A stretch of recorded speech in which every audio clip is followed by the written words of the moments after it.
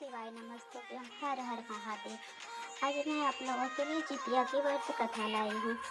आप लोग बहुत कोई ऐसे हैं जिसके पास बुक है तो वो पढ़ लेते हैं, बहुत कोई उनके पास बुक नहीं होता है तो वो नहीं जान पाते हैं। बहुत कोई ब्राह्मण से कथा सुनते हैं, बहुत कोई ऐसे होते हैं जो उपवास तो करते हैं पूरा विधि विधान के साथ, पर जितवान का व्रत कथा नहीं जान पाते हैं। इसके लिए हम जितिया का व्रत कथा लाए हैं। कृपया विस्तार से सुने और पूरी वीडियो को देखें, बीच में स्किप न करें। एक बार नेमिषारण्य के निवासी ऋषियों ने संसार के कल्याणार्थ सूत जी से पूछा, हे सूत जी, कराल काली काल में लोगों के बालक किस तरह दीर्घायु होंगे सो कहिए।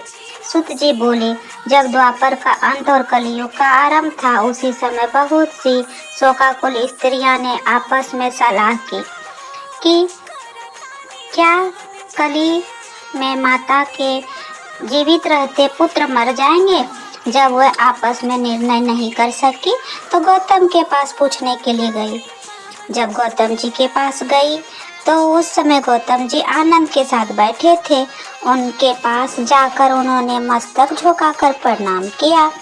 तदंतर स्त्रियों ने पूछा, हे प्रभु, इस कली युग में लोगों के पुत्र किस तरह जीवित रहेंगे, इसके लिए कोई व्रत या तप हो तो कृपा करके बताइए। इस तरह उनकी बात सुनकर गौतम जी बोले, आपसे मैं वही बात कहूँगा जो मैंने पहले सुन रखी है। गौतम जी ने कहा, जब मैं महाभारत युद्ध का अंत हो गया और द्रोण पुत्र अश्वत्थामा के द्वारा अपने बेटों को मरा देखकर सब पांडव बड़े दुखी हुए तो पुत्र के शोक में व्याकुल होकर द्रौपदी ने अपने सखियों के साथ कहा, ब्राह्मण श्रेष्ठ धौम्य के पास गई और उसे धौम्य से कहा, हे विप्रेंद्र, कौन सा उपाय करने से बच्चे दीर्घायु हो सकते, कृपा करके ठीक ठीक कहिए। तब धौम्य बोले, सतयुग में सत्य वचन बोलने वाला, सत्याचरण करने वाला, समदर्शी जीवित वाहन नाम का एक राजा था। एक बार वह अपनी स्त्री के साथ अपने ससुराल गया और वहीं रहने लगा। एक दिन आधी रात के समय पुत्र से शोक के व्याकुल कई स्त्रियां रोने लगी, क्योंकि वह अपने बेटे के दर्शन से निराश हो चुकी थी। उसका पुत्र मर चुका था। वह रोती हुई कहती थी, हाय मुझे, बूढ़ी माता के सामने मेरा बेटा मारा जा रहा है। उसका दारुण सुनकर राजा जीवित वाहन का तो मानो हृदय विदीर्ण हो गया। वह तत्काल उस स्त्री के पास गया और उसने पूछा, तुम्हारा बेटा कैसे मरा है। बूढ़ी ने कहा, गरुड़ प्रतिदिन आकर गांव के लड़के को खा जाता है। इस पर दयालु राजा ने कहा, माता अब तुम रो मत, आनंद से बैठो, मैं तुम्हारे बच्चे को बचाने का यत्न करता हूँ। उसी समय गरुड़ भी उस पर टूट पड़ा और राजा के शरीर का अंग मांस खाने लगा। जब अतिशय तेजस्वी गरुड़ ने राजा का बायां अंग खा लिया तो झटपट राजा ने अपना दाहिना अंग पेश कर गरुड़ के सामने रख दिया। यह देखकर गरुड़ जी ने कहा, देव योनियों में तुम कौन हो, तुम मनुष्य तो नहीं जान पड़ते। अच्छा, अपना जन्म और कुल बताओ। पीड़ा से व्याकुल मन वाले राजा ने कहा, हे पक्षीराज, इस तरह प्रश्न करना व्यर्थ है। तुम अपनी इच्छा भर मेरा मांस खाओ। यह सुनकर गरुड़ रुक गए और बड़े आदर से राजा के जन्म और कुल की बात पूछने लगा। राजा ने कहा, मेरी माता का नाम सेव्या और मेरे पिता का नाम शालिवाहन है। सूर्यवंश में मेरा जन्म हुआ और जीतुवाहन मेरा नाम है। राजा की दयालुता देखकर गरुड़ ने कहा, हे महाभाग, तुम्हारे मन में जो अभिलाषा हो वर मांगो। राजा ने कहा, हे पक्षीराज, यदि आप मुझे वर दे रहे हैं तो दीजिए। आपने अब तक जिन प्राणियों को खाया वे सब जीवित हो जाए। हे स्वामिन, आप अब से आप यहाँ बालकों को न खाएं और न कोई ऐसा उपाय करें जहाँ जो उत्पन्न हो वे लोग बहुत दिनों तक जीवित रहें। धौम्य ने कहा, पक्षीराज गरुड़ राजा को वरदान देकर स्वयं अमृत के लिए नागलोक चले। वहां से अमृत लाकर उन्होंने उन मरे मनुष्यों के हड्डियों पर बरसाया। ऐसा करने से सब लोग जीवित हो गए जिनको कि पहले गरुड़ खाया था। राजा के त्याग और गरुड़ की कृपा से वहां वालों का वह बहुत कष्ट दूर हो गया। उस समय राजा के शरीर की शोभा दूनी हो गई थी। राजा के दयालुता को देखकर गरुड़ ने फिर कहा, मैं संसार के कल्याणार्थ एक और वरदान दूंगा। आज अश्विन कृष्ण सप्तमी से रहित शुभ अष्टमी तिथि है। आज ही तुमने यहाँ की प्रजा को जीवन दान दिया है। हे वत्स, आप अब से इस दिन ब्रह्मा भाव हो गया है। जो मूर्ति भेद से विविध नामों से व्याख्यात है, वही त्रैलोक्य से पूजित दुर्गा अमृत प्राप्त करने के अर्थ से जीवित पुत्रिका कहलाई है।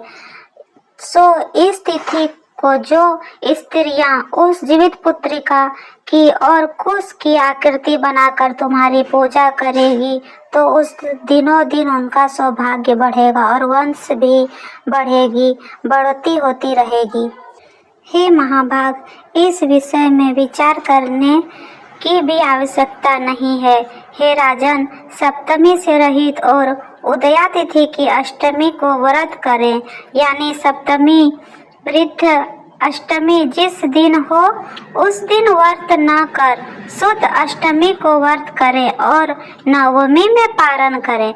यदि इस पर ध्यान न दिया गया है तो फल नष्ट हो ही जाएगा और सौभाग्य तो अवश्य नष्ट हो जाएगा।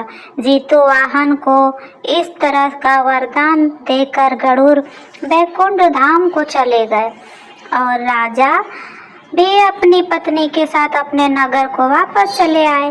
धौम्य द्रौपदी से कहते, हे देवी, मैं इस अतिशय दुर्लभ व्रत तुमको बताया है। यह व्रत को करने से बच्चे दीर्घायु होते हैं। हे देवी, तुम भी पूर्वोक्त विधि से इस व्रत को दुर्गा जी का पूजन करो और तुम्हें अभिलाषित फल प्राप्त होगा।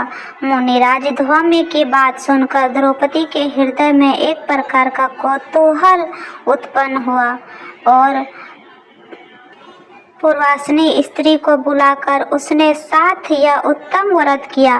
गौतम ने कहा, यह व्रत और उसके प्रभाव को किसी एक चिल्ली ने सुन लिया और अपनी सखी सियारिन को बतलाया।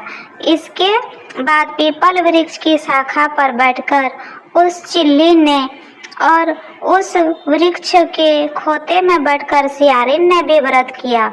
फिर वही चिल्ली किसी उत्तम ब्राह्मण के मुख से यह कथा सुनाई और पीपल के खोते में बैठी हुई अपनी सखी को सुनाया।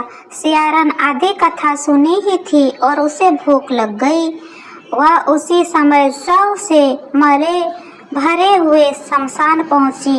वहां उसने इच्छा भर मांस भोजन किया और चिल्ली बिना कुछ खाए पिए रह गई और सवेरा हो गया। सवेरे वह गौशाले में गई और वहां से गौ का दूध पिया। इस तरह नहुमी को उसने पारण किया। कुछ दिन बाद वे दोनों मर गई और अयोध्या में किसी धनी व्यापारी के घर में जन्म लिया। संयोग से उन दिनों का जन्म एक ही घर में हुआ, जिसने सियारिन ज्येष्ठ हुई और चिल्ली छोटी। वे दोनों सभी शुभ लक्षणों से युक्त थी, इसलिए बड़ी लड़की काशी राज्य के और छोटी उसके मंत्री के साथ हास्यप्रद अग्नि के सामने विधि पूर्वक ब्याही गई। पूर्व जन्म के कर्मफल से वह मृगनयनी रानी हुई, जिस किसी भी संतान उत्पन्न करते वह मर जाता। और पूर्व जन्म की बातों को स्मरण करने वाली मंत्री की पत्नी ने अष्ट वसुओं से सुदृढ़ तेजस्वी 8 पुत्र उत्पन्न किए और सभी जीवित रहे। अपनी बहन के पुत्रों को जीवित देखकर ईर्ष्यावश राजपत्नी ने अपने स्वामी से कहा, यदि तुम मुझे जीवित रखना चाहते हो तो इस मंत्री के सभी पुत्रों को उसी जगह भेज दो जहां मेरे बेटे गए हैं, यानी इन्हें भी मार डालो। यह सुनकर राजा ने उस मंत्री के पुत्रों को मारने के लिए कई प्रकार का उद्योग किया, पर मंत्री की पत्नी ने जीवित पुत्रिका के पुण्य के बल पे बचा लिया। एक दिन राजा ने अपने आदमियों से उस पुत्रों का सिर कटवाकर पिटारी में रखकर और वह पिटारी उसकी माता के पास भेज दिया, किंतु वे 8 सिर बेशकीमती जवाहरात हो गए।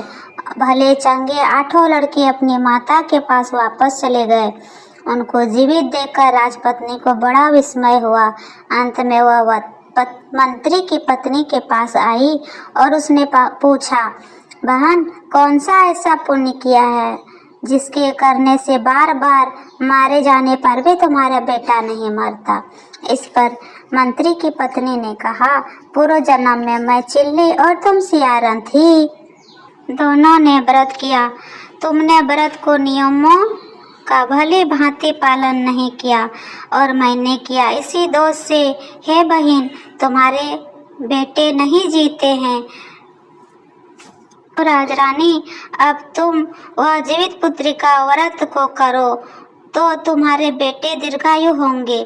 मैं तुम्हें सच सच कह रही हूँ। उसने कथनानुसार रानी ने व्रत किया, तभी से उसके कई बेटे सुंदर और दीर्घायु होकर बड़े बड़े राजा हुए। सुत जी कहते हैं, सब प्रकार का आनंद देने वाला मैंने यह दिव्य व्रत कहा। स्त्रियां चिरंजीवी संतान चाहती हो तो विधि पूर्वक यह व्रत करें।